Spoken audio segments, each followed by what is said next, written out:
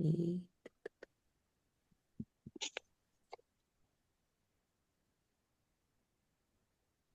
vamos a ver.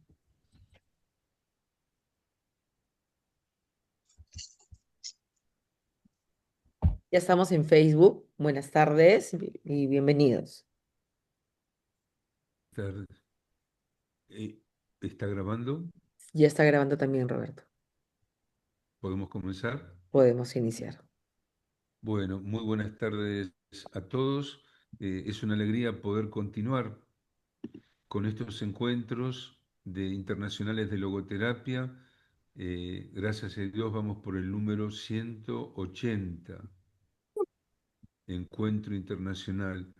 A veces es fácil comenzar, pero se hace más valioso poder sostener en el tiempo las actividades. Y en el día de hoy tenemos la alegría de primero contar con dos profesionales y dos personas de excelencia humana y profesional, como son la doctora Analía Verónica Lozada desde Argentina y el doctor José Martínez Romero Gandós desde Galicia, España. Ambos han participado en uno de los dos libros que están en este momento siendo trabajados por la editorial Guadalupe. Tenemos la expectativa de que puedan salir a la luz durante este año. Esos dos libros son Logoterapia Clínica y Logoterapia Aplicada. El primero, Logoterapia Clínica, tiene unos 18 artículos de 18 autores distintos, entre los cuales están la doctora Lozada y el doctor Martínez Romero. Y bueno, es la finalidad de este encuentro, ir presentando algunos de los artículos que componen esta tercera actividad conjunta. El primero fue Avances en la logoterapia, logoterapia aplicada y logoterapia clínica. Realmente es una alegría poder presentar un trabajo en equipo con logoterapeutas de distintos países de América y de Europa. Bueno, para no quitar más tiempo al doctor Martínez Romero, vamos a invitar a Adriana. Jackie, vamos a A ver, primero, contarnos el sí, les voy a orden. dar la bienvenida, les voy a explicar un poquito la dinámica de este encuentro.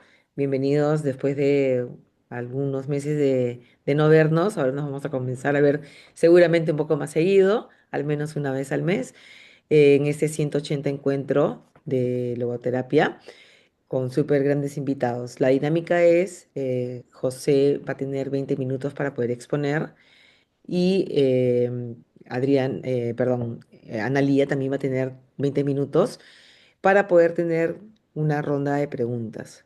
Desgraciadamente el tiempo podría ganarnos y estar acá toda la noche, pero hay personas que tienen que ir retirándose y la idea es estar todos desde el comienzo hasta el final. Soy un poco el juez malo de esta parte donde voy a avisar minutos antes que el tiempo se está cumpliendo para poder ir cerrando. Dicho todo esto, bienvenidos y Adriana, ya puedes presentar a José. Claro que sí, muchas gracias. Bienvenido a los expositores. El doctor José Martínez Romero Gandós nació en Buenos Aires, Argentina, en 1940. Desarrolló su carrera profesional en Argentina y Latinoamérica por más de 35 años. Desde 1969 desarrolla una intensa actividad clínica y docente.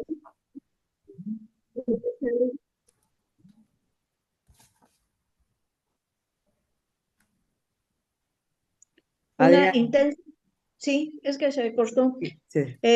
Desde 1969 desarrolla una intensa actividad clínica y docente, especializándose en el desarrollo de la psicoterapia grupal. Ha sido docente universitario, conferencista e integrante en mesas de su especialidad en congresos. Fue fundador de la Fundación Argentina de Logoterapia Víctor Emil Frank y desde hace 22 años reside y trabaja en Galicia, España, donde se ha refugiado para dedicarse a la investigación y publicación de trabajos de su especialidad.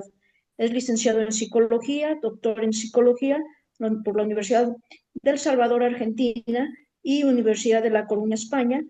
en el año de 2021 publicó su libro Logoterapia Grupal, Autotrascendencia Recíproca, Fundamentos y Práctica.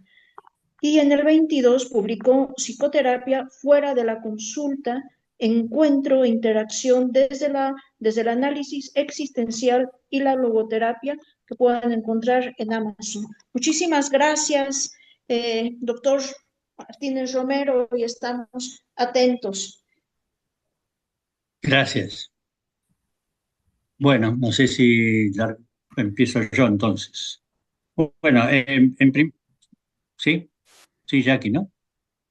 Eh, entonces, lo primero que quiero es, por favor, agradecer a amigos y colegas la preocupación y los mensajes durante mi convalecencia de estos últimos 6 meses, que fue bastante difícil por una parálisis de mi pierna que fue remitiendo gracias a una internación en un hospital especializado. Y bueno, pasé de la silla de ruedas al andador y ahora ya ando con bastón, pero todavía necesito de la figura de una persona para sostenerme.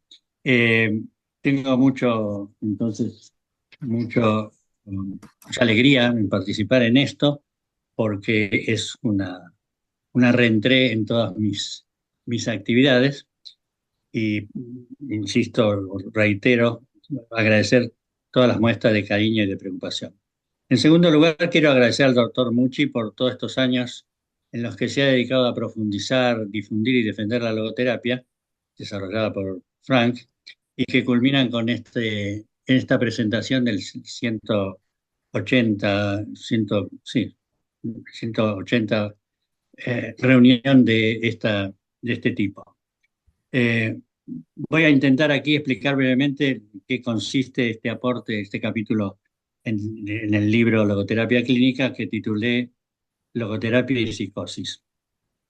Los que me han escuchado en otras oportunidades sabrán que siempre he insistido en la formación básica en análisis existencial antes de sumergirse en los textos de Frank, quien por cierto llamó a su teoría del análisis existencial y la logoterapia. Eh,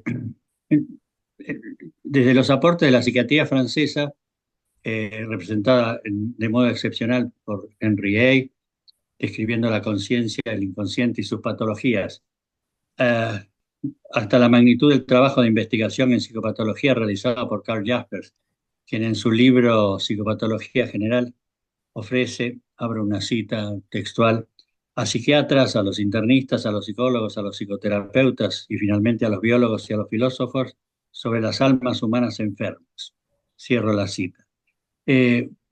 Jaspers abrió un camino hacia la comprensión analítica existencial de las formas de la existencia esquizofrénica y del proceso de estas, que posteriormente Ludwig Binswanger presentó en 3 formidables ensayos en un libro que recomiendo, que se llamó Tres existencias frustradas, que en realidad es un escrito en homenaje a Heidegger, sin que nosotros debamos ser fanáticos y descuidar los aportes de Freud y Lacan cuando hablan respecto de la psicosis, y también a Klein, a Rank, Horney, Bion, Fromm, Reich.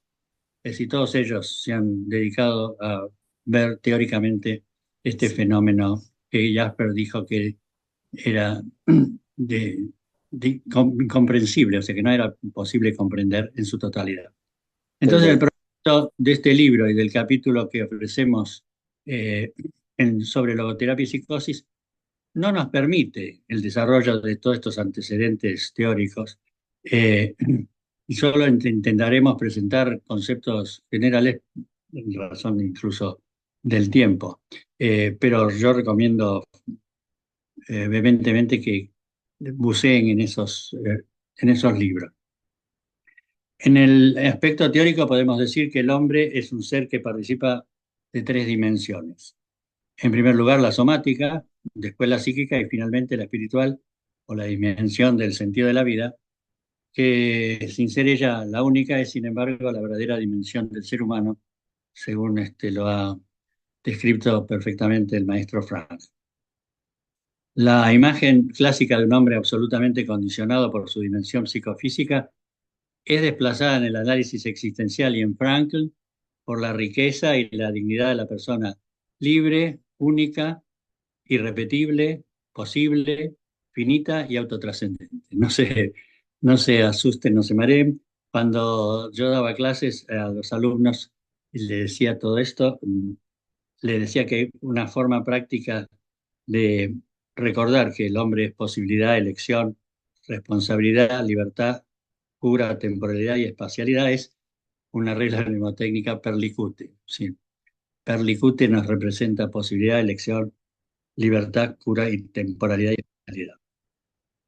Para el tema que nos ocupa es obvio señalar que el análisis existencial y la logoterapia que fundamentan nuestra práctica tratan de descubrir la oportunidad de un sentido de vida inclusive en la asistencia psicótica, procurando despertar, aún en las personas que padecen enfermedades mentales graves, libertad y responsabilidad.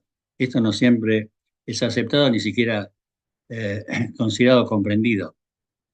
No será imprescindible acudir a nuestra experiencia clínica relacionada con la psicoterapia, aunque es necesario enfatizar que los casos asistidos son casi excepciones para los psicólogos.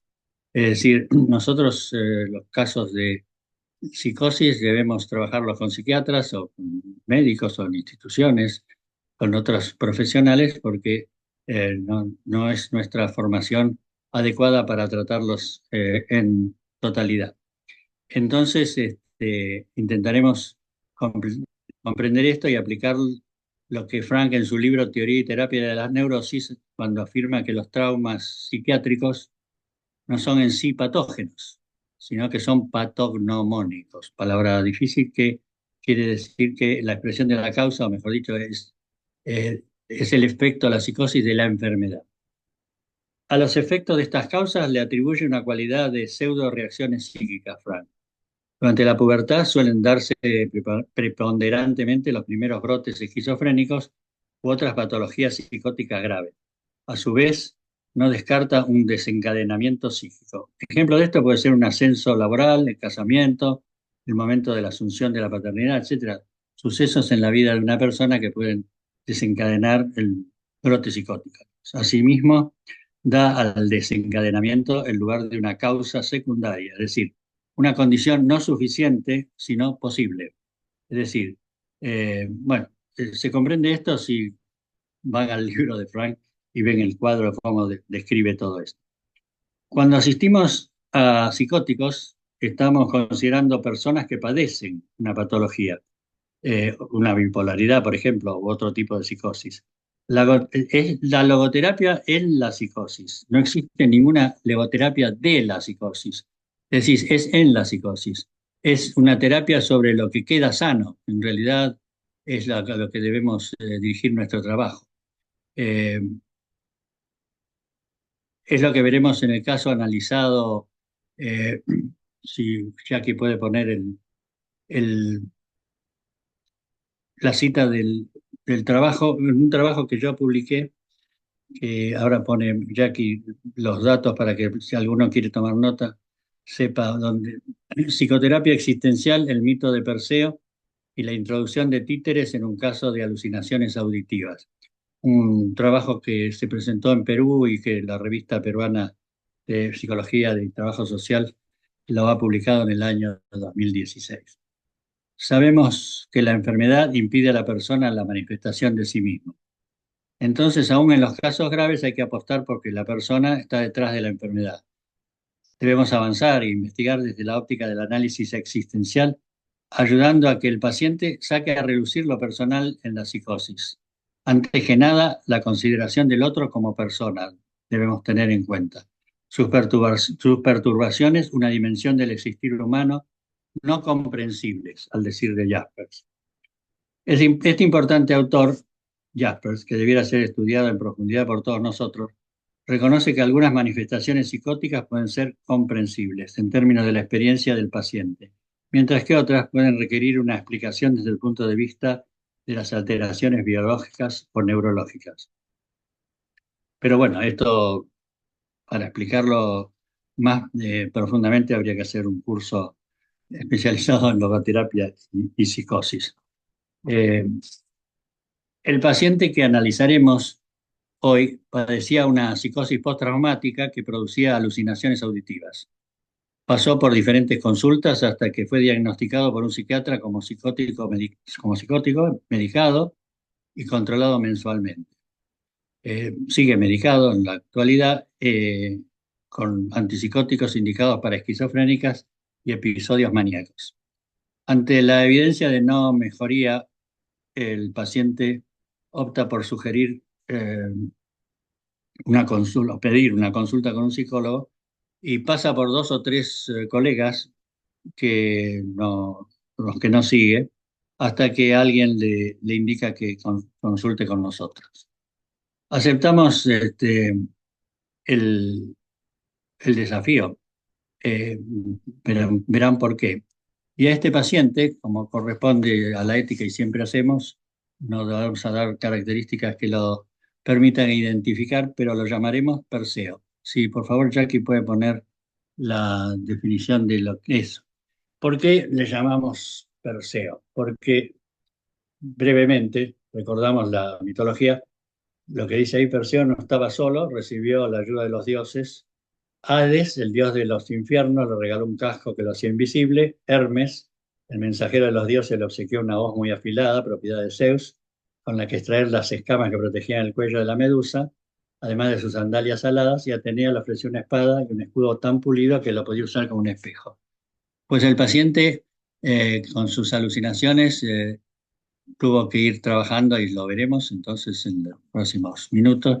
Esto como que tuvo que usar como un casco que le permitiera separarse momentáneamente de esas alucinaciones, de esas voces que lo torturaban y además mediante la psicoterapia encontrar la forma de cortar con esas voces y luego apartarse eh, como si tuviera sandalias aladas y reflejar las cosas en la realidad, como si fuera el escudo que usó Perseo. Gracias, Jackie. Eh, Nos propusimos conseguir con este paciente una nueva relación, es decir, con las voces, la perspectiva de una autovaloración a pesar de lo que sentía y dirigirlo hacia ello que más valora desde su conciencia. Incorporamos, como está indicado en el título del trabajo, eh, títeres de mano y máscaras. La utilización de máscaras ha sido también publicada en la revista latinoamericana de psicoterapia existencial. Eh, el episodio psicótico sucede hace unos 7 años, mientras residía en un país del norte de Europa, y allí su vida no era ordenada. Era un paciente que a pesar de todo lo que padecía, también algunas enfermedades físicas, una lesión en la cadera, por ejemplo, consumía diversos tipos de drogas. Eh, Tuvo en esa residencia, en ese país europeo, una amistad especial con una mujer, sin residir con ella, y estas personas, esta mujer y otra que tuvo de pareja momentánea, serán luego importantes porque el paciente lo que escucha son voces de una mujer que le dice que no sirve para nada, eres un maricón, eh, no sabes ligar con mujeres, lo único que sabes es decir estupideces, bueno, lo vuelve loco con insultos, es decir, lo trata muy mal. Lo que trabajamos era que pudiera estar con las voces, pero que si no les hiciera caso, pero no es fácil porque está todo el tiempo martillando. Entonces, lo acompañábamos psicoterápicamente a planear salir con amigos a tomar una cerveza o a tomar algo, mientras las voces le decían de todo. Y no mostrar a sus amigos que estaba siendo torturado por ellas. Esto no fue fácil, por supuesto, y iremos dando algunos detalles más adelante de cómo fue evolucionando. El objetivo terapéutico era centrarse primero en la comunicación con el terapeuta Es decir, la relación, porque el paciente lo que insistía era que si me voy a curar, me voy a curar, me va a pasar esto, me va a pasar, y si estaba primero obsesionado con saber o que le diéramos datos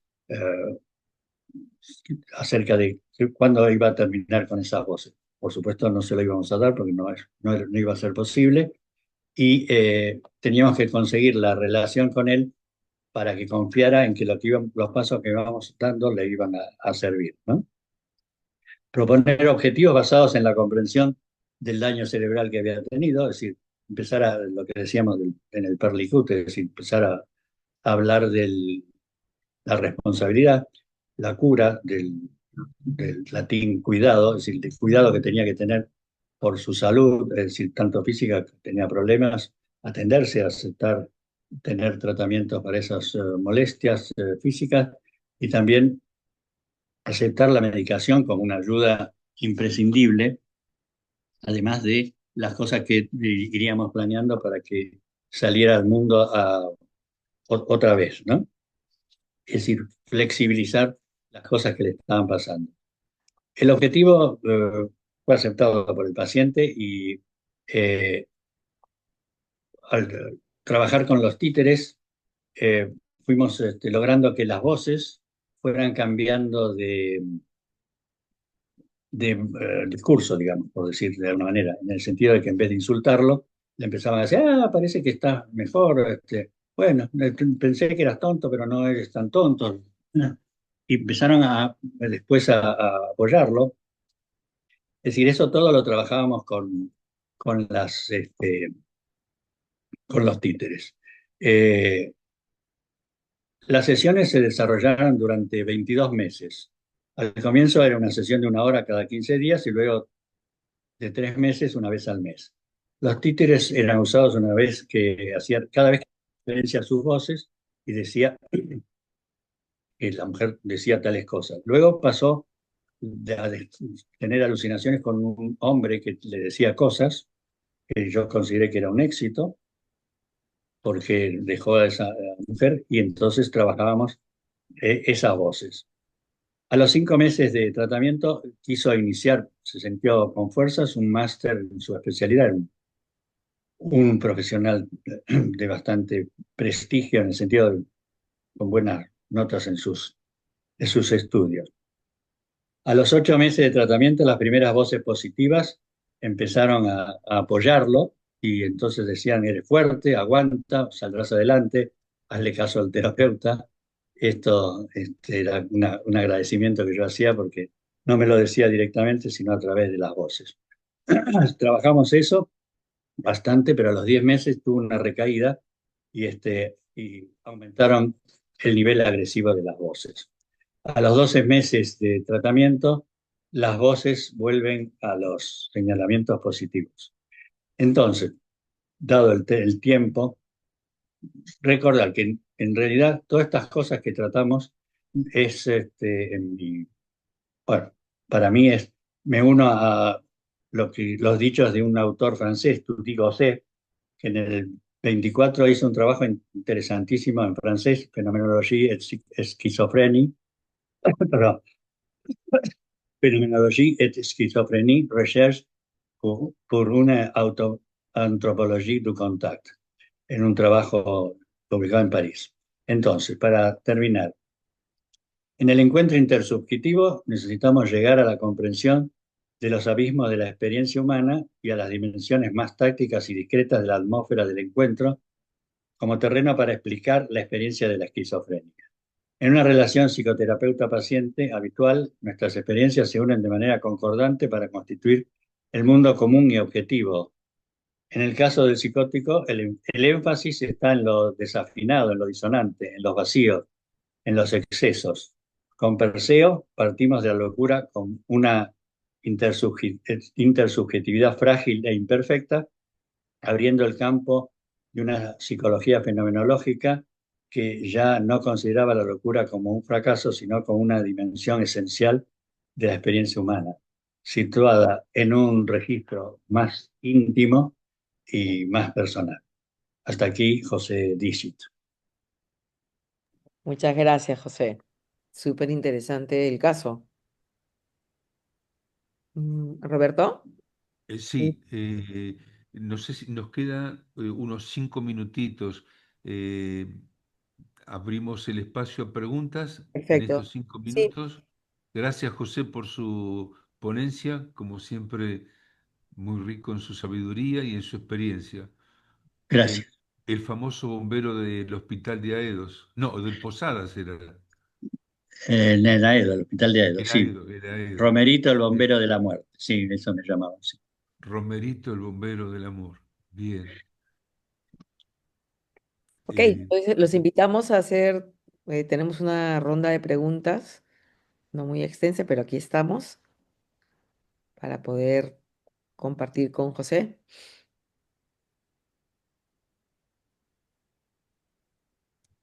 A ver, Mientras José, piensan, le quiero hacer sí, ah, si sí, les sí, parece, sí, sí, cómo no, adelante. eh, los casos de psicosis que yo he visto, como dije, los psicólogos vemos pocos porque tratan los psiquiatras, pero los que he visto, incluso en el hospital, los más graves, por ejemplo, para recordar algo, es el más grave que recuerdo, porque produce un impacto en el psicoterapeuta, es una madre que mató a sus dos hijos en un delirio, ¿no? Es decir, y por supuesto era atendida por mí, con un psiquiatra, que además había sido profesor mío en la facultad. Es decir, y entonces me viene a la memoria, por todo esto que dije teóricamente, la mujer eh, delirante, es decir, que no tomaba conciencia que había matado a sus hijos, y el trabajo del psicoterapeuta, además de la medicación que le daba el psiquiatra, de imposible llevarla a comprender eso que había hecho, pero sí trabajar los pormenores de las circunstancias que consideramos, como Jaspers menciona, que presionaron para que ella entrara en ese brote y hiciera eso. Y entonces yo sentí mucha angustia con ese caso porque era muy terrible, pero como avanzábamos hablando de antes del suceso de eliminar a sus hijos, para lograr que, armando un poco de visión de cómo vivía antes, tomara el mínimo de responsabilidad por sus actos para poder después, si siguieron trabajando los asistentes sociales, y por supuesto fue ingresada en una institución. Eso quería decir que los casos más difíciles son muy angustiantes también para el psicótico, en el caso, para el psicótico, para el psicólogo, en el caso de la psicosis. Gracias. Gracias, gracias, gracias, José, gracias. Yo Me quisiera hacerte parece que yo quisiera hacerte una pregunta, José, porque me parece muy interesante este trabajo de títeres, porque crea un vínculo que no es el terapeuta, no es el psicólogo, no es el psiquiatra, Ujú. ¿no? Es Sí. fácil poder lograr este vínculo con este muñeco, ¿no? Y bueno, y habíamos conversado que eran cuatro personajes. ¿Cómo era el vínculo cómo era la facilidad de identificar si era el hombre, la mujer, el policía o el diablo? Al principio, por supuesto, como dije, el paciente le costaba trabajo aceptar que tenía que trabajar con eso. Pero luego, como la propuesta era que si la mujer le decía cosas, usara a la mujer para imitar sus voces y que me contara lo que decía, porque él contaba como cualquier paciente que puede contar su delirio, es decir, lo que le decía la mujer, pero yo quería que hiciera como que lo decía el títere, ¿no sé? Entonces empezamos a trabajar. Ahora lo dice la mujer. Cuando apareció el hombre, aquello yo conté que después de insultarlo, la mujer pasó a felicitarlo y después apareció un hombre. El demonio, sí, o el policía lo introduje yo. Es decir, lo que introduje es el personaje crítico, ¿no? Es decir, el policía era el que podía Poner castigarlo si hubiera hecho algo malo, sobre todo cuando tomaba drogas, etcétera. Las sesiones eran muy ricas en diálogo, porque el, el- el personaje títere, por ejemplo, en el caso de la policía, me acuerdo, es decir, iba hacia esas cosas que él sentía que había hecho mal, ¿no? Es decir, como la pena, la penalidad de la ley. Y el demonio era esas cosas, por eso le llamé Perseo, es decir, como bajar al Hades, ¿no? Es decir, eh, se sentía que tenía que cortarle la cabeza a la medusa, es decir, tenía que hacer algo con esas cosas que eran tan terribles, pero no tenía armas, ¿no? Entonces, eh, tratábamos de lograr que considerara que esto que estaba haciendo era un arma, ¿no? Es decir, que era una forma. Porque, insisto, lo mencioné, él siempre decía, me voy a curar, me voy a curar, me voy a curar. No, sí, el delirio sigue. Siguió mucho tiempo, incluso cuando estuvo bien, incluso de alta, entre comillas, es decir, cuando dejó de hacer el tratamiento. Su familia, por ejemplo, no lo aceptaba, decía que era un vago, es decir, parecía como que fuera la mujer, de ahí estaba una relación, se podía hablar hasta psicoanalíticamente, ¿no? Es decir, como que la madre criticaba, decía, eres un vago de mierda, si estás todo el día tirado en un sofá. Pero no comprendía que estaba tirado en un sofá porque las voces lo atormentaban, ¿no? Es decir, entonces, él no podía trabajar porque estaba mal. Luego empezó, ¿no? Es decir, con la terapia, pero no tenía la comprensión de la familia sobre su enfermedad, por ejemplo.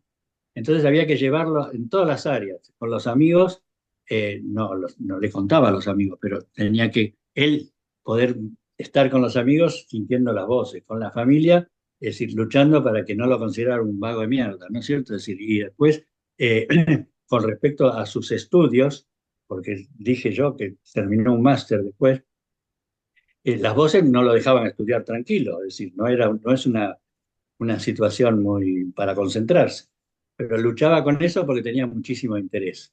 Luego en el medio, antes de terminar la terapia, hizo un viaje a otro país de Europa. No quiero dar datos a los países por si se identifica, soy un maniático de que no identifiquen al paciente, ¿no? Pero fue a otro país a trabajar de camarero, inclusive, este, para relacionarse con otra gente y le fue muy bien. O sea, hizo buenas amistades, buenas relaciones. Es- Gracias, José. María Elena, tienes una pregunta. Sí, quería saber si esta psicoterapia que se daba con las máscaras o con los títeres, si participaban otros pacientes o también otros terapeutas. no, O era solamente él, con él. solo con él, sí. Ah, individual sería. Individual, siempre terapia individual, sí. A pesar de que en el currículo que leyeron, yo soy un especialista en psicoterapia de grupos y trabajé siempre con grupos, etcétera. En este caso, trabajé solo, me pareció que no era. Bueno, además, habría que juntar un grupo muy especial, ¿no? Es decir, no tenía Claro. yo pacientes para hacer un grupo. Este, ¿Y cuánto tiempo duró en total el tratamiento? eh, incluido siete, creo que, a ver, siete dije, ¿no? Sí, siete. Porque a los 10 meses tuvo una recaída, considerando 12 meses más o menos. Y no tuvo recaídas después de eso, de esos 12 meses. No. Tuvo esa recaída, volvió a tener unas sesiones de Sí. terapia, que de las que salió, no. Porque se comunica conmigo a veces, o sea, la relación terapéutica fue genial, es decir, se relaciona conmigo en el plano social, me manda notas, qué sé yo. Supongamos que a mí me dieron, no quiero decirlo, pero bueno, es una circunstancia. Me dieron un premio por un trabajo que hice en gallego. Es decir, escribí en gallego sobre un pintor que además es argentino, Luis Seoane.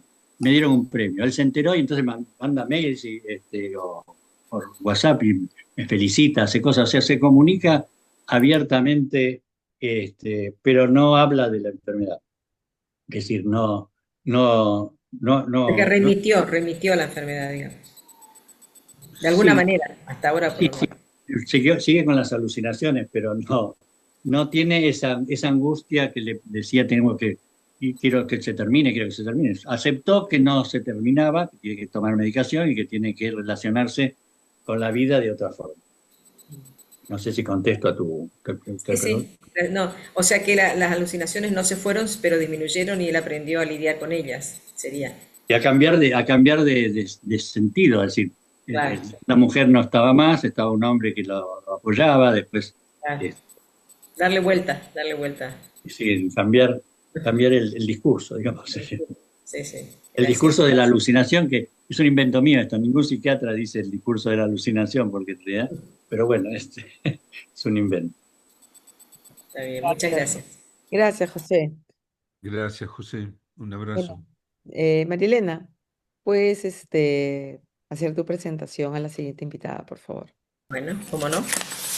Bueno, ahora tenemos a la siguiente invitada, que es la licenciada y doctora en psicología, psicopedagoga, especialista y magíster en metodología de la investigación, postdoctora en psicología, especialista, consultora en psicología clínica, Analía Verónica Lozada, con orientación en docencia e investigación por el Colegio de Psicólogos de la provincia de Buenos Aires. Cursó y aprobó el doctorado en sociología. Actualmente es vicerrectora de docencia e investigación en la UFLO, en la Universidad UFLO. Se desempeñó como vicedecana en la Facultad de Psicología y Ciencias Sociales de la Universidad de Flores. Es directora del postdoctorado en psicología con orientación en metodología de la revisión. Profesora titular de la UFLO y de la Universidad Austral y la Universidad Pontificia Católica, y de posgrado en la Universidad de Buenos Aires y la Universidad Austral. Es investigadora de la Universidad de Flores y de la Universidad Austral también. Miembro de la Dirección de Especialidades del Colegio de Psicólogos de la Provincia de Buenos Aires y secretaria de Investigación del Colegio de Psicólogos de la Provincia de Buenos Aires del Distrito 13. Directora y jurado de tesis de grado y posgrado. Coordinadora terapéutica del Instituto Argentino de Trastornos de la Alimentación. Autora, coautora y prologuista de libros y artículos con referato. Miembros de varios comités editoriales y científicos y de sociedades científicas. Le damos la bienvenida a Analía Verónica Lozada. Gracias. Bienvenida, Analía. 5 minutos. Gracias. 5 minutos antes de terminar te va a aparecer un letrerito de 5 minutos para poder tener una secuencia en el tiempo. Gracias y bienvenida. Gracias a ustedes, gracias por la presentación, María Elena, gracias, Jackie, y gracias sobre todo al doctor Roberto Mucci. Sabes, Roberto, todo lo que te admiro y te aprecio, y es un honor para mí esta convocatoria. Así que gracias, muy agradecida. Gracias, Analía. Es un honor para nosotros contar con tu presencia y con toda tu expertise. Sos una docente, una profesional de excelencia y además como persona, una exquisita persona. Y has sido muy buena docente a nivel universitario y en las carreras de posgrado, ¿no? Y en el doctorado. Fue un placer conocerte, realmente un regalo de la vida. Gracias por estar. Gracias, Robert, gracias. Bueno, llego aquí de la mano de Roberto a través de la participación en uno de sus textos, un trabajo de compilación excelente que el doctor Roberto Mucci ha llevado adelante, y en lo particular a mí me compete el desarrollo del capítulo que tiene que ver con logoterapia y trastornos de la conducta alimentaria. Pareciera, digamos, una asociación difícil, sobre todo por las dificultades a la hora de pensar el sentido de la vida, la voluntad de sentido, la necesidad humana de encontrar un propósito significativo en la existencia, incluso en el sufrimiento, en aquellas personas que a través tanto de la anorexia como la bulimia nerviosa, trastorno por atracón y otras problemáticas que ahora vamos a nombrar, lo que presentan de fondo es, más allá, digamos, de lo fisiológico y de lo conductual, es un vacío existencial enorme. Estas personas no tienen una ideación suicida o un pasaje al acto como encontramos en otras problemáticas, sino que lo que plantean es un deseo de desaparecer, ¿sí? Es muy fuerte escuchar esto en una joven. Sabemos que la franja etaria de los trastornos de la conducta alimentaria ha ido creciendo, tanto hacia abajo como que cada vez niñas, ya no solo adolescentes, presentan trastornos de la ingestión de los alimentos, como así en personas adultas e incluso en terceras y cuartas edades. En un principio, el DSM-4, el manual que organiza los trastornos, cuando presentaba las problemáticas en relación a la alimentación, planteaba 3, que son las más conocidas y las que usualmente con las que muchos de nosotros nos formamos. Entonces tenía anorexias, otro grupo con bulimias y un tercer el grupo, una tercera categoría, con trastornos alimentarios no especificados. Ese tercer grupo era una bolsa muy grande donde todo lo que no cabía y no era específico de anorexia o de bulimia iba de alguna manera a formar parte de este grupo. ¿Qué sucedía? Nos encontrábamos con pacientes que decían, por ejemplo, yo solamente tengo conductas compensatorias inadecuadas, como ser vómitos autoprovocados, solo los domingos.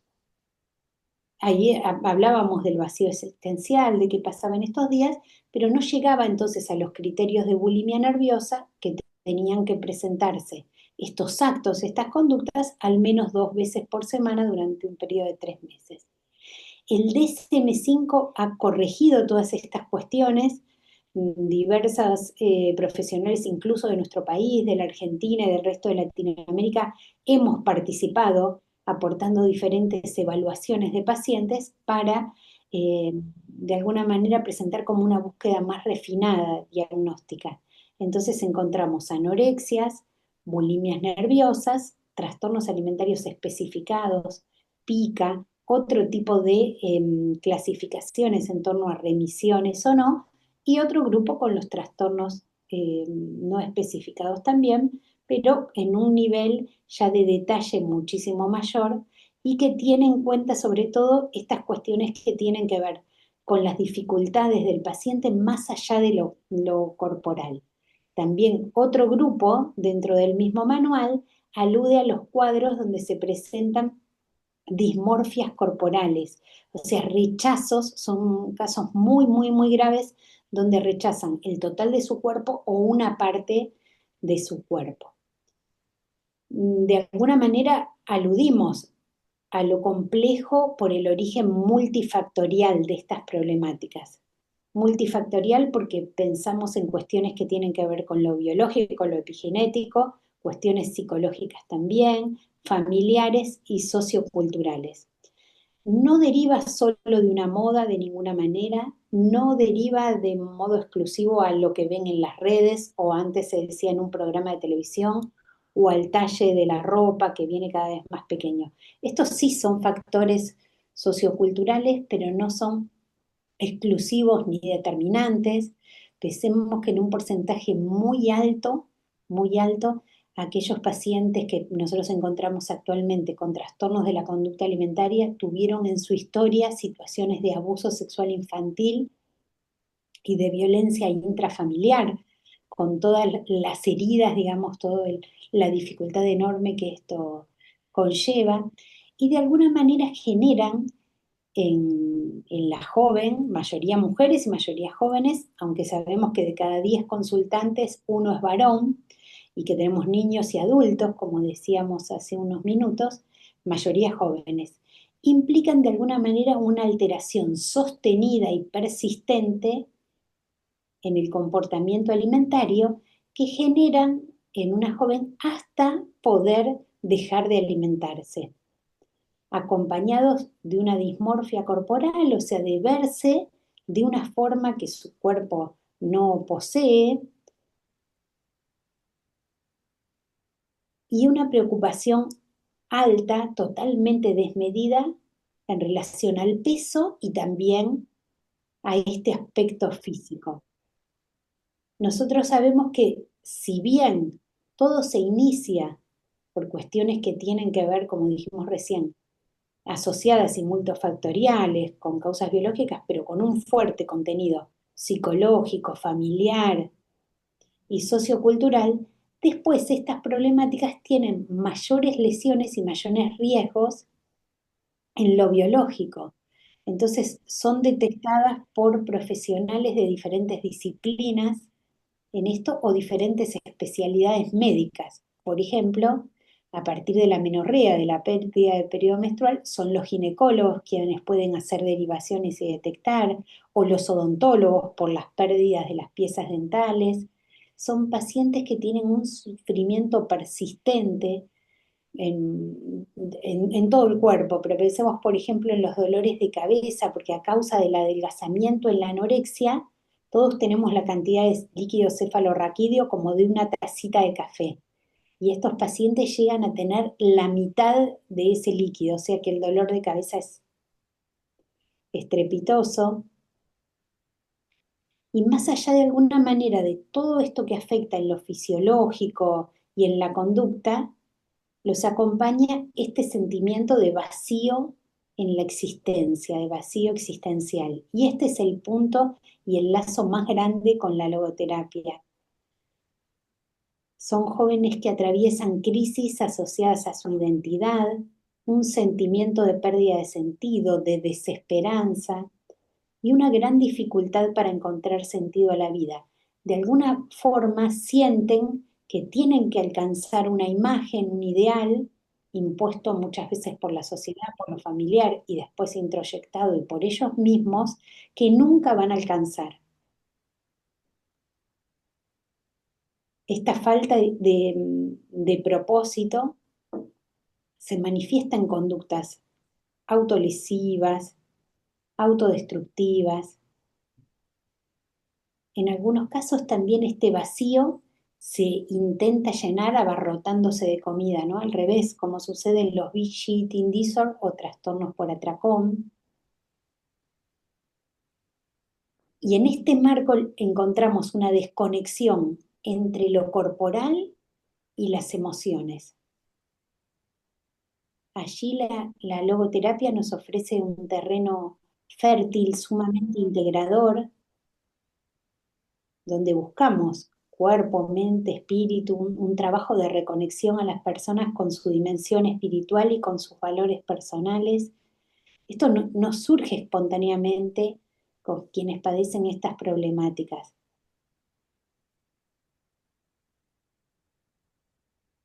¿Cuánto podemos hacer intentando llevar al consultante, aún en situaciones sumamente difíciles, de mucho sufrimiento,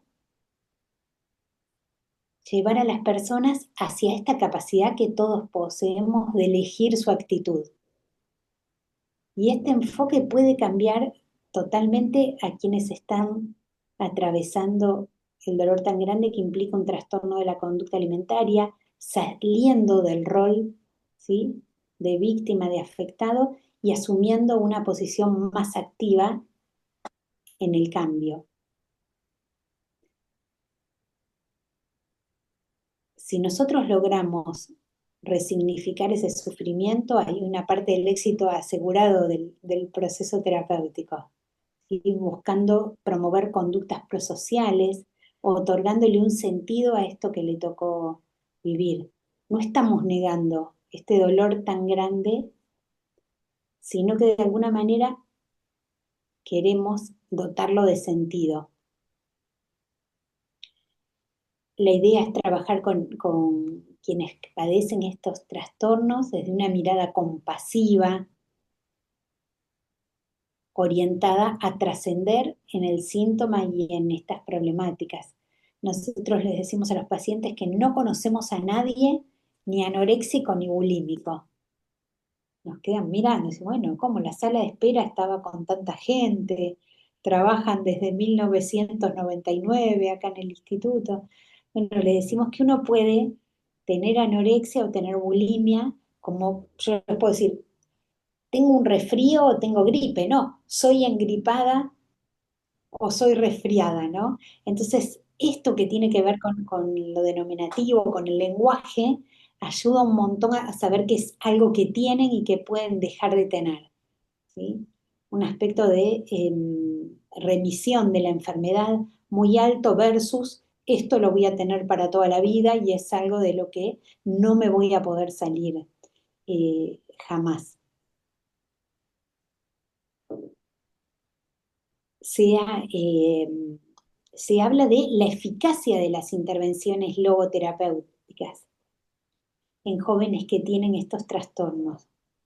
Y los resultados aluden a que a partir del trabajo con técnicas de logoterapia, nosotros encontramos una mejora sustantiva en la autoestima, en la asertividad, sobre todo si se incluye dentro de la fase terapéutica, que por supuesto la recomendación es interdisciplinaria, la psicoterapia de grupo, mejoras en el encuentro con el sentido de la vida y una reducción en los primeros tiempos de tratamiento de la sintomatología depresiva que acompaña a estas problemáticas. Con estos pacientes, los tratamientos más eficaces que se han medido y evaluado y post tratamiento nos dicen que las técnicas más eficaces dentro de la logoterapia son el diálogo socrático, intervenciones paradojales, la de reflexión, complementariamente de acompañados de entrevistas, sesiones, posibilidades de terapia familiar y tratamientos con estrategias cognitivas conductuales, sobre todo en el periodo inicial, que es cuando contamos con mayor riesgo físico. Pensemos en una joven de 20 años que pesa 32 kilos, ¿sí? Es muy difícil, hay una recomendación de la Organización Mundial de la Salud, que aquellas personas que tengan un índice de masa corporal menor a 15 deben ser atendidas en esas situaciones con tratamientos que aborden internación. Si es entre 15 y 18 de índice de masa corporal, con estos valores podemos atender en un marco de hospital de día, de un tratamiento interdisciplinario, y si el peso está sostenido hacia abajo o hacia arriba, pero no con factores de riesgo tan altos como estos índices, ahí podrían atenderse en un consultorio, sabiendo que la eficacia también está aquí por lo multidisciplinario. De alguna manera intentamos que estos consultantes puedan explorar el sentido de la vida, construirlo de acuerdo a sus valores personales, pero también a sus potencialidades, a sus objetivos. 5 minutos, ahí ya estoy. Y hay una parte de la atención, ¿sí? Y de la atención, además de la atención, que debe correrse del cuerpo. Y armar una imagen, pero que esté contemplada a la luz de otros valores, de una existencia plena, libre y significativa. En esto nosotros sabemos que hay una parte que realiza en el espacio terapéutico, en la consulta, pero hay otra altamente interesante que tiene que ver con la autoterapia ampliada. Son aquellas indicaciones o consejos terapéuticos que nosotros sugerimos que la persona pueda llevar adelante por fuera de la terapia. Entonces tenemos desde el registro alimentario, que es una herramienta interdisciplinaria, con qué emociones tuvo, qué podía hacer, qué situaciones podía manejar o no, de acuerdo a sus sentimientos y de acuerdo a eso cómo se dieron las ingestas, pero también el diseño de estrategias propias y específicas para cada paciente. Muy rápido, en los 2 minutitos que me quedan, les voy a contar de una paciente que le pusimos como nombre a lo que le pasaba, ¿no? La paciente de no molestar. Una paciente muy amorosa que en el marco del hospital de día nos decía, bueno, Analía, mira, atendé a otra paciente si está apurada, después me atendés a mí. Bueno, si no podés hoy, me atendés mañana. Bueno, y nosotros sabíamos que no quería molestar. Y ella tenía conductas compensatorias inadecuadas del tipo de vómitos autoprovocados. Ella señalaba que entre 30 y 35 veces por día, generando una baja de potasio y del resto de los minerales que colocaba en riesgo su vida. Sobre esto le planteamos que cada vez, ella lo anotaba en un registro muy aplicada, lo traía la nutricionista, al médico, le pedimos que cada vez que ella tuviera estas conductas, describiera con qué había tenido el atracón, esto tan rápido que se comía de manera mezclada y en poquitos minutos, nos mandara un mensajito describiendo el atracón y que luego había tenido esta conducta voluntaria inadecuada. Bueno, al primer día me llega un mensaje a la mañana, otro a la tarde, bueno, 30 y pico de veces en el día. Al segundo día 30, bueno, íbamos bajando, ¿no? Cuando se acerca la sesión a la semana siguiente, le pregunté, bueno, Mari, pero ¿qué pasó? ¿No me seguiste mandando? Y dice, no, mira, lo que pasa es que yo me imaginaba, es domingo, Analía estará con su familia, está solo, es jueves, debe estar dando clase en la facultad. Y yo le mando mensaje, le digo, bueno, pero vos no me mandabas el mensaje. Me dice, no, no lo hacía, porque si no, te tenía que mandar mensaje, ¿sí? Nosotros sabíamos, si ese era el efecto deseado, que tenía que ver con esto del no molestar para ella, ¿no? Y bueno, después de un tiempo y con la mejora sustantiva, le explicamos esto que era en la estrategia cuando ella lo pudo saber. Entonces, ahí hay algo de ella que se activó en relación al sentido, al cuidado al otro, en este caso al terapeuta, para no molestar, ¿no? Como hacía ella. Así que ahí quedó. Cumplido el tiempo, Jackie. Gracias. Gracias, Analía. Tenés un instituto donde abordan estas problemáticas, ¿verdad? ¿Querés Sí. contarnos cómo se llama, dónde está, Sí, ¿cómo no? ¿Cómo no? dejar algún Nosotros, dato? sí, gracias Robert. Comenzamos a trabajar, nuestro director es el doctor Néstor Corbalán y comenzamos después de un trabajo hospitalario, de trabajar juntos en un hospital y con otros profesionales también, en el Instituto Argentino de Trastornos de la Alimentación. Es una ONG, una institución sin fines de lucro que funciona en la zona sur del Gran Buenos Aires. Así que desde el 1 de mayo de 1999, así que estamos cumpliendo 26 años. ¿Querés dejar algún contacto? Sí, sí, sí, cómo Sí. no. Aquí va, por aquí por el chat.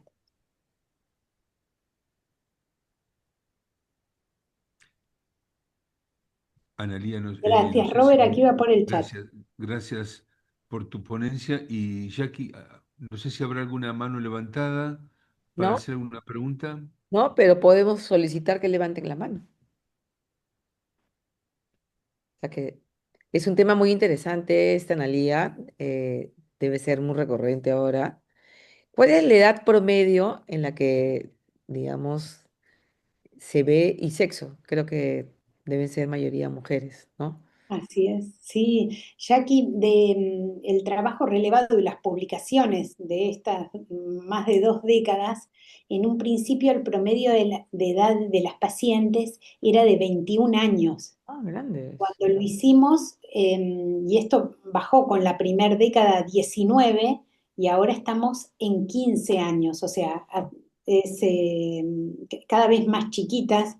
Tenemos nenes y nenas de 5, 6, 7, 8 años. Tuvimos una paciente de 5 años que decía que el yogur solamente lo comía verde como su señorita, que no iba a comer yogur entero. Y en el caso de la prevalencia de mujeres por sobre varones, se mantiene sostenidamente desde que se comenzó a medirlo, con de cada 10 consultantes, de cada 10 personas que padecen trastornos alimentarios del tipo de anorexia, bulimia, y todo este grupo, 9 son mujeres. O sea que todavía hay más presión y una mirada más fuerte sobre el cuerpo de la mujer, sobre esto, aunque sabemos que cada vez los varones tienen más exigencia social, digamos, y presión en este sentido. Pero se mantiene la estadística de cada 10 en 9 mujeres. Sin embargo, los varones que consultan, como es una enfermedad que se estima mucho más asociada a la mujer, cuando llega un varón es gravísimo. Y ahí ya que con gravísimo, con mucha más complejidad y también asociada al que no consultó a tiempo, ¿no? Que no se lo pudo. Estamos a tiempo, pero bueno, ya con otras complicaciones clínicas, sí. Gracias, Analia. Después te voy a hacer otra pregunta. Va a estar José Sí, Eduardo y está María Elena. Adelante. sí. Sí, yo lo que quería preguntarte es que últimamente yo lo que veo es muchos problemas de alimentación en la infancia, digamos, el sobrepeso, el- la poca diversidad de alimentación y la mala alimentación y las dificultades de los padres de y los malos hábitos que crean. Además, hay mucha permisividad también, como la cultura actual no quiere discriminar, parece que está hecho todo para los que tienen sobrepeso, digamos, es como si fuera lo normal. Ahora, y en las zonas, digamos, más pobres, peor todavía, ¿no? Porque la mala alimentación, ahora con la crisis también, es terrible, ¿no? Me parece. Doctor José, excelente, excelente reflexión. Pensemos con esta lógica, por un lado, tal cual como usted dice, el avance del estilo parental permisivo por sobre el democrático, ¿no? Donde parece que la variable control u orden fuese como terrible. Tenemos la variable afectiva en los estilos parentales, pero también debemos tener la variable de control que genera un cuidado. Y en esto hay determinados hábitos, conductas que van en contra de las cuestiones saludables. Por un lado, el tipo de comidas, el permiso para el veganismo o la conducta vegetariana en niños, que se sabe que es totalmente nociva. También el uso de los dispositivos como pantallas o celulares en el momento de la comida para el niño le resta conciencia de lo que está recibiendo como alimentación, la falta de comensaleidad, o sea, no comemos en el mismo momento en la mesa y no comemos lo mismo. Y como señala el doctor José, también muchos niños monoalimentados, con un monoalimento, o sea, come patitas de pollo o come papas o come y no otro alimento. O sea, esto existe y es cada vez más frecuente. Después de la pandemia, la gravedad, o sea, además de bajar la edad, los pacientes consultantes venían la mayoría con elecciones de no ingerir carnes. Esto en la infancia es sumamente peligroso. Hace unos años me tocó hacer un curso en la Asociación ANA, la Asociación de Neuropsiquiatría Argentina, y el profesor, un neuropsiquiatra divino, el doctor Gabriel Fratícola, nos daba un examen al final donde nosotros en esas neuroimágenes teníamos que ver diferentes tipos, como a partir de cráneos recreados, diferentes tipos de masas encefálicas. Yo una pregunta no la sabía, pero aparte digo, voy a poner una cosa que es una barbaridad. Yo no sabía si era reconstruido de un cráneo de millones de años atrás o era el cerebro de una rata, o sea, y los veía iguales, ¿no? Entonces me dice, bueno, pero Analía, ¿qué te pasa? Le digo, no, es que tengo miedo de poner algo que esté muy, muy, muy mal. Me dice, bueno, entonces le digo cuál era la duda y me dice, esa es la trampa, eran casi iguales, ¿no? Antes de la ingesta de carne del hombre, o sea, yo entiendo los derechos animales, comprendo y respeto eso, pero sé que en los estudios que se llevan adelante sobre niños sin estar alimentados, compensados con carne, los resultados son nefastos. Hay un caso, el más conocido, es de dos hermanitos italianos, que uno falleció muy chiquito y que el otro, las autoridades decidieron que la crianza se lleve adelante con unos tíos, no con sus papás veganos, por lo que ya le había pasado al hermanito el fallecimiento y en este caso también tenía riesgo de vida. Así que, doctor José, esta descripción que hace es totalmente lo que pasa y es sobre la que todos seguro podemos hacer algo para ayudar a que esto no ocurra. Pero estoy de acuerdo en toda la descripción, sí. ¿Puedo agregar una cosita más? O si no, me pongo en la cola.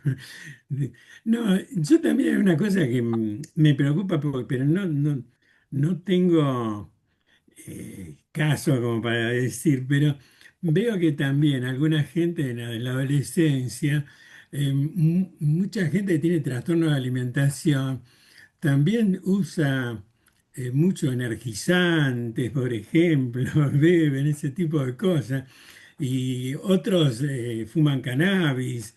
Eh, ¿Hay interacción con estos trastornos de alimentación en esas cosas? El doctor es sumamente experto en adolescencia y tiene la vigencia de lo que está pasando así al día de hoy, ¿no?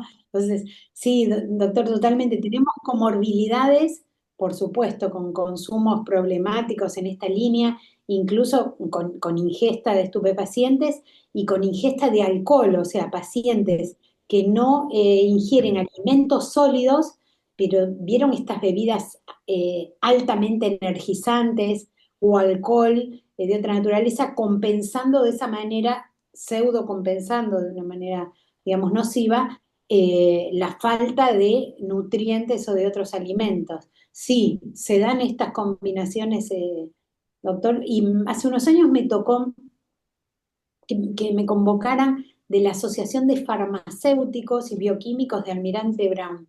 Yo, no, pero yo no voy a ir, ¿qué me van a preguntar? Y van a hacer cuestiones químicas de estas problemáticas, le puedo recomendar a una persona que trabaja con eso. Y dice, no, no, nosotros Analía en la farmacia tenemos todos los días gente que son venta libre y que vienen a comprar estos productos del estilo como los que usted, doctor José, nombra. O sea, una convocatoria permanente al consumo de esto tremendo y son venta libre. En otros países como España, las asociaciones farmacéuticas han colocado un coto sobre la venta de estos productos a personas menores de edad, ¿sí? Sabiendo el riesgo, porque, por ejemplo, en la Argentina no se le vende alcohol a los menores, pero todo esto otro es venta libre, ¿sí? Así que es realmente de riesgo. Y con el cannabis, tristemente, doctor, también, sí. Usado Gracias. como oxígeno, sí. Tenemos dos manitos levantadas. Adelante, Marielena, y después Gabriel. Sí. Eh, una pregunta y un pequeño aporte. La pregunta es ¿por qué se da tanto en las mujeres? Si ahí podríamos hablar de la presión social, de que se, digamos, enaltece la cuestión de la delgadez y eso, digamos, o si es por la cuestión del abuso, o bueno, ¿cuál sería un poquito la razón? Sería un aporte como musicoterapeuta y logoterapeuta que la música, haciendo música, una vez me tocó una paciente con anorexia, trabajé con ella y con la mamá, y sobre todo con, al abrirse ella a la posibilidad de expresar sus emociones, sus sentimientos, y a que la música fuese de alguna manera como un nutriente, ¿no? O sea, le iba nutriendo su dimensión justamente espiritual, sanando situaciones, y bueno, la música actuaba un poquito como un pan espiritual, digamos, ¿no? Y bueno, y pudo superar, por suerte. Pero bueno, eso nomás. Gracias. No, eso es muchísimo. Elena, por supuesto que sí, nosotros dentro del marco de las terapias, digamos, que se brindan, terapia ocupacional y musicoterapia son centrales, digamos, dentro de esto. Y todas aquellas terapias que tienen que ver con lo corporal, como la psicomotricidad, ¿no? Saliendo de esto, así que eso es un eh, aporte enorme. Y en relación a la etiología y a la mirada sobre el cuerpo de la mujer, sí. Es verdad que en las situaciones de abuso sexual infantil tenemos mayoría de personas afectadas mujeres, por supuesto, por sobre varones de 9 a 10, también con la misma proporción. Y si bien la presión social se está modificando todo el tiempo, sabemos que el peso mayor está sobre la mujer. Pensemos en la actriz que protagonizó la película Titanic. ¿Recuerdan? Una actriz, bueno, divina. Ella, para realizar ese papel, donde lo hacía con 100 años de diferencia, o sea, tuvo que aumentar 15 kilos. O sea que para ser la mujer más deseada del barco, a principios del siglo pasado, ella tenía que pesar 15 kilos más. Cuando en la Facultad de Psicología de la Universidad de Buenos Aires se le mostró a los estudiantes una foto de Marilyn Monroe, ¿sí? Mujer súper deseada para la época, pensamos mediados del siglo pasado, los estudiantes con un test así como el test de las siluetas tenían que decir cómo veían corporalmente y todos veían desde una persona con sobrepeso o gordita hacia arriba, según la misma palabra de los estudiantes. O sea que algo, María Elena, de esa mirada sobre el cuerpo cambió, sin embargo, en términos de descenso de peso, esto continúa pasando y siguen teniendo la misma gravedad.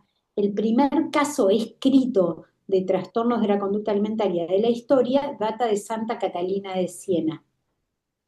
al momento de fallecer, solamente masticaba la lechuga, no la tragaba, ¿sí? Otro tipo de trastorno alimentario que tiene que ver con la masticación. Y María Elena, cuando te escuchaba, pensaba en Mara Selvini de Palazzoli, fundadora de la Escuela Sistémica en Milán, en Italia. Ella trabajó durante 50 años con jóvenes con anorexia y dijo que cuando comenzó su trabajo, ella le decía a las mamás de sus pacientes: mire señora, ¿por qué no va a hacer un curso de algo? Estudie, trabaje, su hija se va a curar, pero usted no esté tan pendiente de ella porque ella necesita crecer y demás. Cuando atendió sus últimas pacientes con anorexia, 50 años después, le decía a las mamás de las pacientes: señora, trabaje un poquito menos, mire a su hija, coma alguna vez por semana con ella, eh, acompáñela en tal cuestión. O sea, dijo, no puede haber cambiado tanto el rol de la mamá y tenemos las mismas pacientes con la misma problemática acá.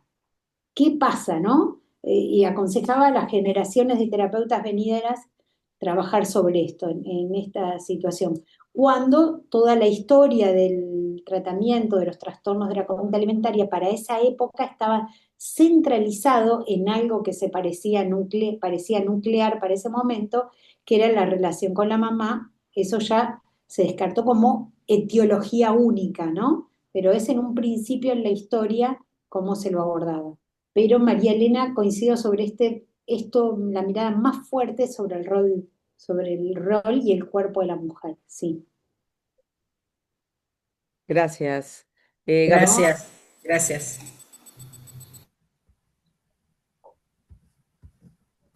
Gabriel Castella. Sí, acá estoy. ¿Qué tal? En primer lugar, quería agradecerle a ambos las ponencias y para mí una enorme alegría reencontrar a José y verlo también después de su problema de salud.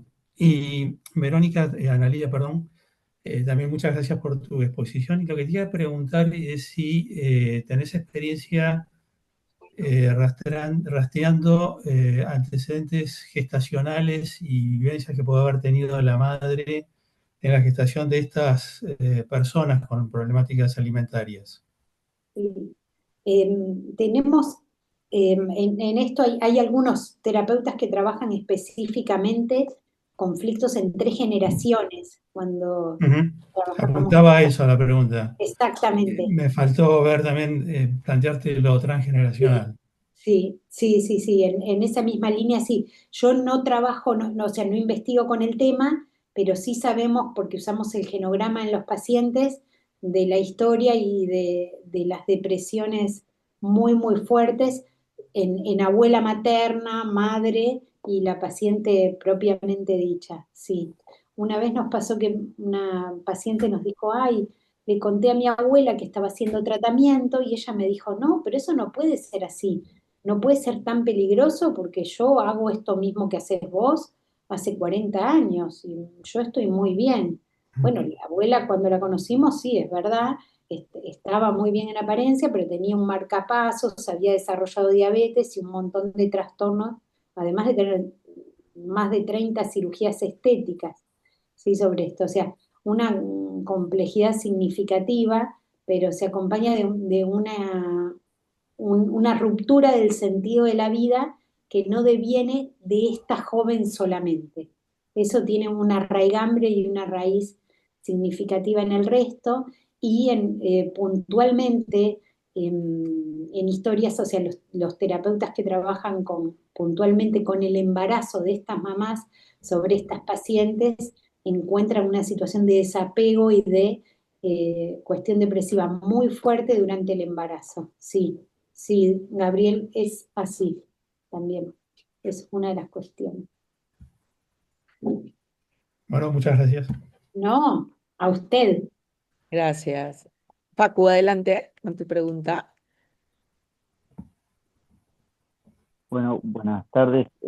¿Se escucha bien? Sí, estoy con auriculares. Sí, Se escucha.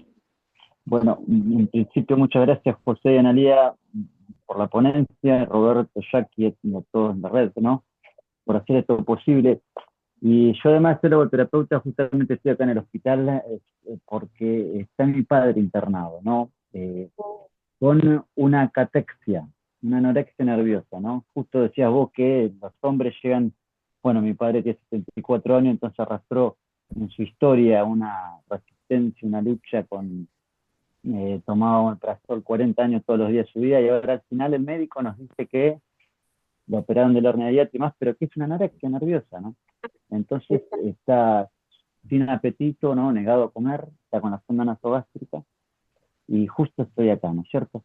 Entonces salí al pasillo para hablar, para que me escuche, pero también tiene una excesiva salivación y demás, y ya pasó por 4 terapeutas, ¿no? Incluso una logoterapeuta.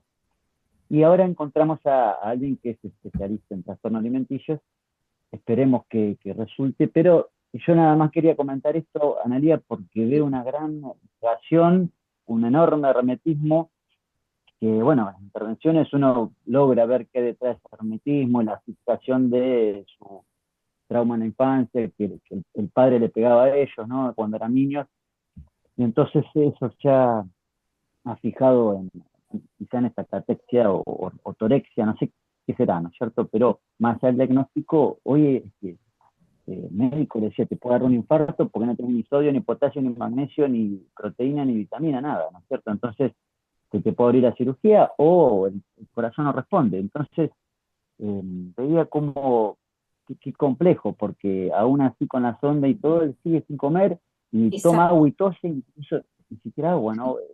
Sí. Sí. Digo, la negación es una cosa una manifiesta, muy fuerte, muy sólida, que incluso él se ve como que está bien, porque los laboratorios le salen bien, pero él mide 1,85 y pesa 48 kilos. Muy bien, no está. Tal cual, tal Pero, cual. Facu, primero, gracias por contarlo, te lo agradezco muchísimo. Digamos, hay un montón de cuestiones desde la medicina clínica que explican los médicos de por qué los estudios de laboratorio salen bien en alguien que está en alto riesgo con la anorexia. Uno de los ejemplos, por ejemplo, es cuando los pacientes eh, tienen incluso el colesterol elevado y no comen carne hace un montón de años, y hay un video tremendo donde muestran que el estómago se come entre sí, se fagocita, entonces el colesterol da sumamente elevado por eso, porque se está ingiriendo así y tienen unos dolores abdominales de novela. Facu, hace unos años estamos ya cerrando el proceso terapéutico de una paciente con su familia, ¿no? La paciente, sus hermanos, la mamá y el papá. Entonces, ya la familia estaba mejor. Entonces ya se peleaban, hablaban en simultáneo, discutían más que pelearse en la sesión. Bueno, era una dinámica, ¿no? Así de mucha dialéctica. Entonces, en un momento, los hijos se quejaban y el papá se para acá en el consultorio y se empieza a abrir la camisa. Y yo no sabía qué hacer. Y la esposa y los hijos no lo miraban, seguían como discutiendo entre ellos. Yo no sabía a quién mirar o a quién escuchar. Entonces me dice, mire, no sé de qué se quejan, porque al final estos chicos no sé qué quieren, son pavadas lo que dicen. Y me muestra, cuando abre así la camisa, que tenía como unas rayitas acá en el abdomen, ¿no? En la panza. Y eran marcas de tenedor con las que su papá lo quemaba para castigarlo cuando era chico. Entonces, claro, entonces yo miré a la familia, bueno, la familia se dio cuenta, se ve que en mi cara, me dicen, mirá, Analía, siempre nos dice lo mismo, nos cuenta todo el papá y demás. Entonces, bueno, el Señor me empieza a contar y empezamos a ver, digamos, todo este proceso, digamos, de tanta tristeza, y también pensemos, Facu, en un varón, en la época en la que los hombres no lloraban, o en la dificultad para poder contar o mostrar vulnerabilidad o debilidad. O sea, todo esto es una realidad, y qué difícil el diagnóstico cuando en realidad está asociado como a una enfermedad de una mujer, como decíamos hace un ratito, o a una cuestión de hombría, de cómo voy a concebir esto o ni siquiera saberlo, y también esos mitos y prejuicios están en los profesionales que miramos y que diagnosticamos. Entonces, esto no puede ser. Y ya ni lo tengo como en el abanico de los diagnósticos, pero cada vez más pensemos en alguien de 70 y pico, de 80 y pico, que empieza a dejar de comer la cena y que su cena pasa a ser un café con leche, con un pan o con una tostada, y esa disminución, ¿no? Y en esto, con esta expectativa, ni hablar cuando hay otros factores sociales o económicos. Pero esto existe así, tal cual como vos lo decís, y cada vez es más frecuente. Pensemos, el núcleo más frecuente, pacientes adolescentes, pero cada vez más chiquitos y más grandes de edad, ¿no? Como a toda la franja de la vida. Se da y con un riesgo y una pérdida de sentido. O sea, esto es como la huelga de hambre. ¿Se acuerdan que antes, como cuando estaban presos y había una protesta, la protesta no era incendiar el penal, romper las cosas, no sé, era dejar de comer? Bueno, hay una protesta frente a los dolores de la vida que es dejar de comer en esto, ¿no? Lo que pasa que, como vos decís, en esta protesta se le va la vida, ¿sí? Es gravísimo y en esto el tratamiento es armar las raíces, ¿no? Una planta que está por fuera de la tierra, ¿no? Hay que desarrollar el arraigambre, ¿no? De nuevo con el sentido. Pero Facu, es muy bueno, o sea, me entristece totalmente lo que te está pasando, pero es como ejemplo de la realidad, ¿no? Sí. Sí, en realidad, digamos, el médico le decía, es conductual lo tuyo. Así le decía el cirujano. Entonces, no, deja de salivar, pero ¿cómo hace para controlar? No, quiero decir, también de los profesionales, sin generalizar los doctores, ¿no? Pero lo reducen tanto que el mismo paciente se confunde porque, y mi papá particularmente siempre busca, paradojalmente en este caso, la buena imagen. Entonces ahora está Exacto. con la sonda y no quiere salir a la calle porque tiene la sonda nasogástrica, y cómo va a salir a la calle, lo van a ver todos así, y así, etcétera, etcétera, pero al final está piel y hueso consumido. Te Sí. agradezco tanto, Analia. No, Es la huelga del hambre por la injusticia de su historia de dolor, ¿no? Es así. Te sí, agradezco. así es, así es. Bueno, pero mira, pensá que alguien que tiene una problemática así tiene mucha tenacidad, pero hay que cambiar del lado que está haciendo fuerza para la pulseada para el otro lado, porque si esa tenacidad o parte de esa la pone al revés, se cura, ¿sí? Y sale para adelante. Hay algo de esto, sí. Muchas gracias. Nosotros de estos 26 años como que te queda la experiencia y la sensación linda del paciente que se casa, que se reciben, o que tienen nietos, que hacen, que lograron ser papás o mamás, ¿no? Que nos vienen a visitar, a invitar a casamiento, o sea, la vida. Así que es una problemática que tiene cura, ¿no? Y ese es el mensaje. Sí. Analía y José, es un placer escucharlos y nos quedaríamos Hola. tanto tiempo, pero para José es tarde y para Analía sé que tiene otras responsabilidades. Los invito, si es que quieren, dejar algún contacto, algún mail donde les puedan escribir. Y les agradezco porque han contribuido en estos capítulos junto con los otros autores, coautores, a llevar la logoterapia a ámbitos en donde, bueno, habitualmente nos falta profundizar, ¿no? Por ejemplo, hoy hemos visto logoterapia y psicosis y logoterapia y trastornos de la conducta alimentaria y después están los restantes que abordaremos, Dios mediante, en el encuentro de agosto o de septiembre. Pensamos el 27 de septiembre, el de agosto lo tenemos que ver todavía. Y de paso vamos invitando a que cuando la editorial Guadalupe saque a la luz este texto, lo puedan adquirir. Pero el espíritu de esta producción conjunta es iluminar aquellos temas que todavía nos faltaba profundizar, al menos desde la logoterapia. cuánta riqueza que nos transmitirán al leer lo que han producido y qué lindo el encuentro de hoy. Inclusive también con los participantes. Fue un gusto escucharlos a todos, a María Elena, al doctor Romero, al doctor Moreno, es, estaba como investigador en el CONICET, al doctor Castellá, a Noemí, bueno, a Facundo, que es psicólogo, está trabajando mucho en el sur de la provincia de Buenos Aires, está teniendo una experiencia muy importante de trabajo con la comunidad, con la gente en situación de calle. Bueno, y todos los que fueron, no sé si me olvido de alguien, Jackie, Sí. eh, así que les agradezco a todos el haber compartido este encuentro fraterno, virtual, gratuito, abierto para todos, que no es poca cosa, es algo muy humilde, muy simple, pero no es poca cosa. No es poca cosa, ¿verdad? El que, bueno, hoy hemos sido 19, pero ojalá otros se puedan sumar. Eh, Roberto, ha habido personas que nos han estado siguiendo en Facebook. bien, bien, bien. Y esto va a quedar grabado y se sube a YouTube, ¿verdad? Jackie, Sí, lo vas a subir. se va a YouTube y ahora Facebook desaparece en un mes, pero va a quedar grabado en YouTube en la red. Bueno, no sé si alguien quiere agregar algo más.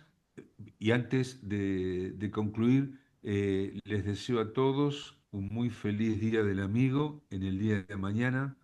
Necesitamos muchos del afecto, del encuentro, la mesa redonda de la logoterapia, de la ternura, ¿por qué no decirlo? En ambos casos, ambas ponencias, eh, el tema de la psicosis y el tema de los trastornos en la conducta alimentaria, pienso que una psicoterapia basada en el afecto, en la ternura, puede ayudar mucho, ¿no? De mi Eh, parte, agradecer, Roberto, ha sido dos ponentes de primera, muy buenos temas. Me encantó el ejemplo vivo de experiencia de José y el tema de Analía tan importante ahora en nuestro medio y es mundial. Aquí ya vemos de varios lugares del mundo y de verdad es un problema mundial, ¿no? Y importante la familia. Lo que pasa es que este tema, tanto el de José como el de Analía, da para seguir conversando y la hora no nos ayuda mucho, pero les agradezco en el alma de mi parte, muchísimas gracias. Sí, María Elena. Quiero, si me permiten, tocar la campana de la paz antes de que nos Sí, por vayamos. supuesto, por supuesto. Y que seamos conscientes que los logoterapeutas especialmente estamos trabajando en cultura de paz y que tanto necesita la humanidad en este momento. Eh, Como familia humana hay una gran psicosis cuando la guerra es una psicosis, ¿no? La guerra no hay ningún sentido en matar a otra persona. Y ese es el eslabón perdido, me parece a mí, ese salto cuántico que tenemos que dar como humanidad, el empezar a confiar en el otro y no tener que usar las armas, ¿no? Por un lado. Por el otro, el tema de la nutrición. ¿Cuántas personas están muriendo de hambre? Y estamos desnutridos de afecto y de ternura, como decía Roberto, ¿no? Entonces creo que estamos desnutridos de la falta de amor, como decía también la Madre Teresa de Calcuta.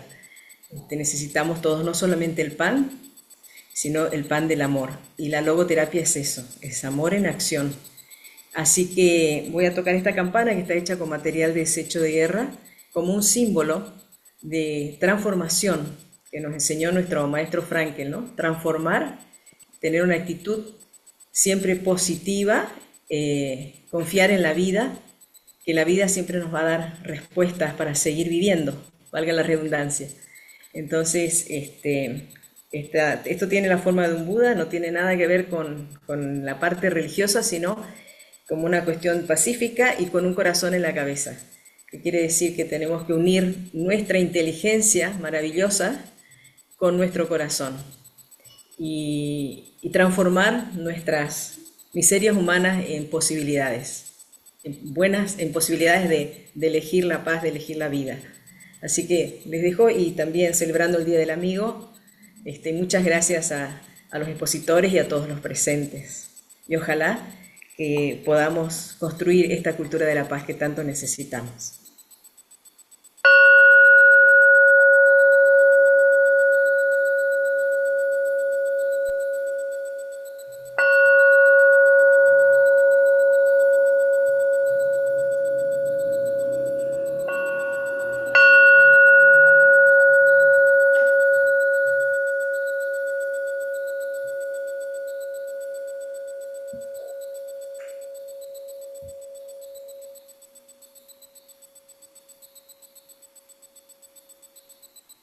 Y con este sonido también quiero recordar al doctor Jerónimo Acevedo, que debe estar compartiendo con nosotros desde otro lugar. Muchas gracias. Gracias, Bueno, María Elena, y terminamos de verdad con estos sonidos que llegan profundamente y todos a vivir por la paz. Ese es el objetivo de todos nosotros. No es difícil, no es imposible, juntos lo podremos hacer. Por mi parte, Roberto, muchísimas gracias. Me encantó ver caritas conocidas, caras nuevas y un abrazo. Nos vemos en el siguiente encuentro. un Gracias, abrazo, buenas tardes, gracias, feliz Día del gracias a Amigo. todos. Chao. Feliz Feliz día, Día del Roberto. Amigo, Muchas gracias. gracias.